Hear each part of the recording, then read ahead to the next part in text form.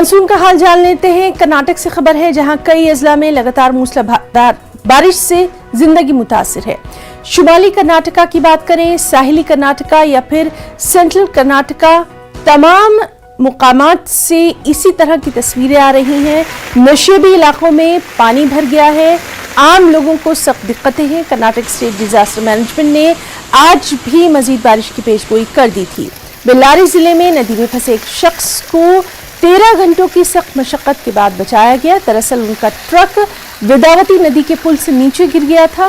Cleaner Hussain पानी के तेज बहाव में बह गया।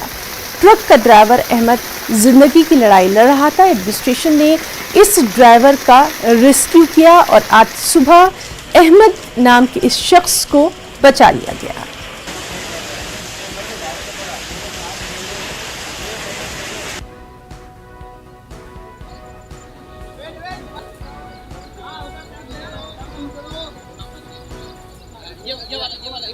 तुम्हारे छोड़ को उधर गिरा ना, उन्होंने दो जने एक ही बार गिरा ना। हाँ। आगे तुम इधर आ गए, उन उधर चले गए, मालूम नहीं किधर गया। सो तुमको दिखा नहीं दिखा थे। आपको तीर आती क्या पानी में? देख जराते मेरे को उसको नहीं आता उसको। तीर नहीं आता उसको। मैं पहले वो 1 घंटा 2 घंटे रुके अपन। हाँ, हाँ।